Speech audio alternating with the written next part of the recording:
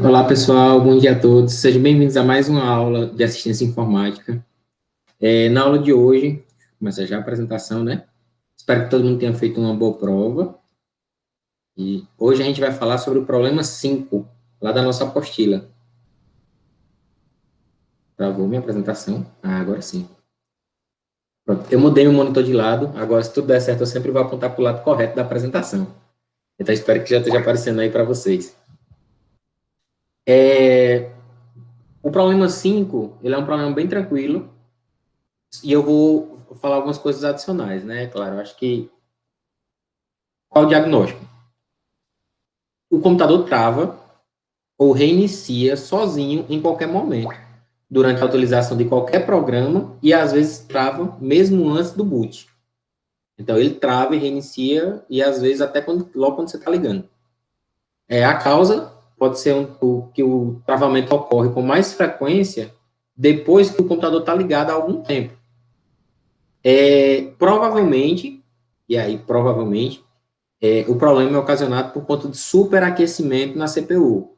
Eu já falei nas aulas anteriores, quando eu falei de limpeza, que isso é um erro frequente. Às vezes você liga e ele esquenta, e para não queimar o processador acaba se desligando para proteger a máquina como um todo, né? Ele sugeriu substituir o cooler e funciona em alguns casos, né? Então, vamos falar dos processos deles. Primeiro, a gente começa com essa imagem maravilhosa da apostila, em que os círculos estão apontando para lugar nenhum. Então, por favor, considerem que esses círculos estão todos aqui para a direita um pouquinho, ó. É essa peça aqui, ó, essa trava, aqui mais para a direita também um pouquinho, ó, essa trava e essa trava.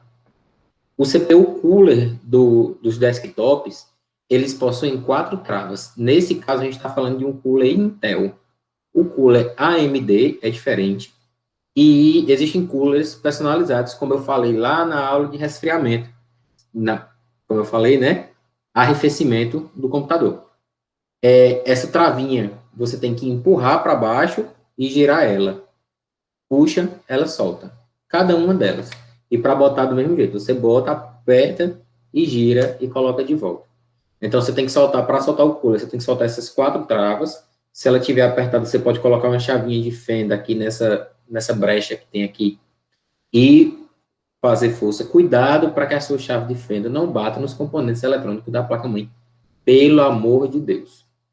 Desconectar a fã do computador. Lembrando que esse conector, tá vendo esse pinozinho branco que tem aqui? Ele encaixa perfeitamente bem aqui. Percebam que aqui em cima são 3 pinos e aqui embaixo são 4. 3, 4, 3, 4.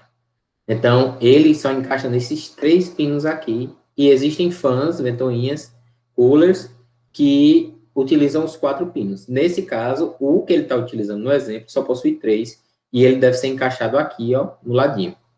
Ele é feito para encaixar perfeitamente no conector.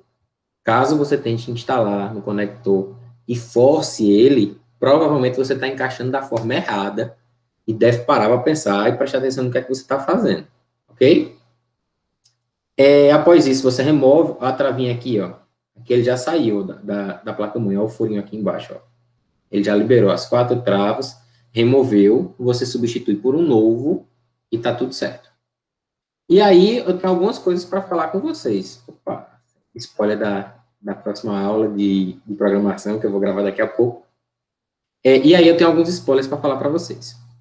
O primeiro, se houver sobreaquecimento e for por conta do cooler que está parado, talvez o seu cooler esteja com alguma coisa prendendo. Então, não necessariamente você vai precisar substituir. Os coolers, eles são bem difíceis de queimar. A ventoinha é bem difícil de queimar. E a ventoinha está ensinando o dissipador de calor. O dissipador de calor é ferro, é cobre e alumínio, que é usado para dissipar o calor. Então, a chance, não queima, né? E a chance da ventoinha queimar é bem baixa mesmo.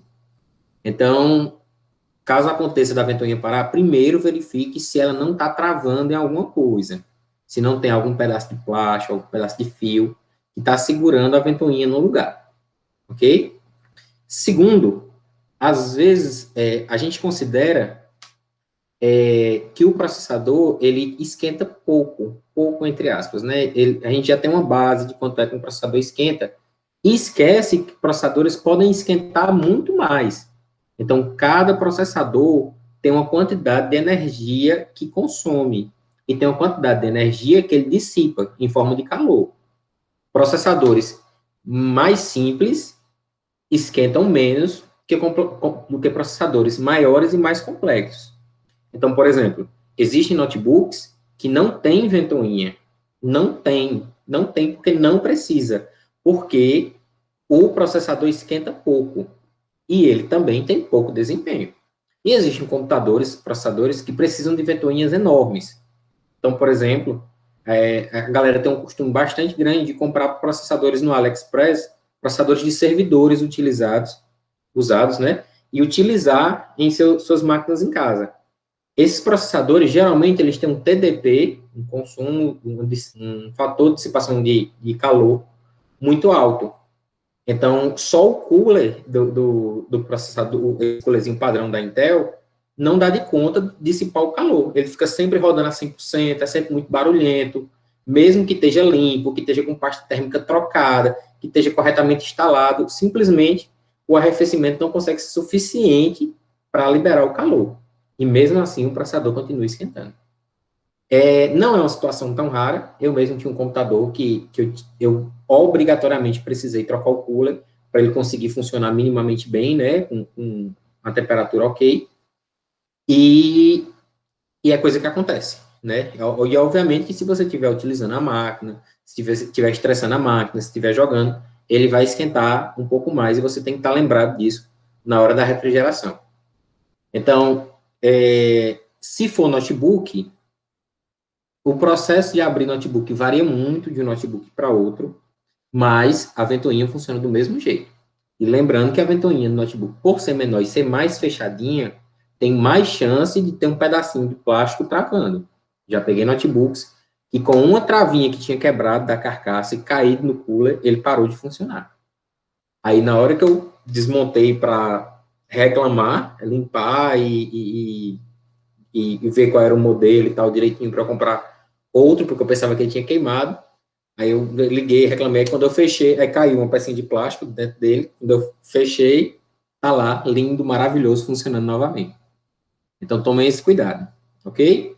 Coolers são bem difíceis de se queimar, mas eles são muito fáceis de se travar. Qualquer coisinha já trava ele no local, prestem atenção bem nisso.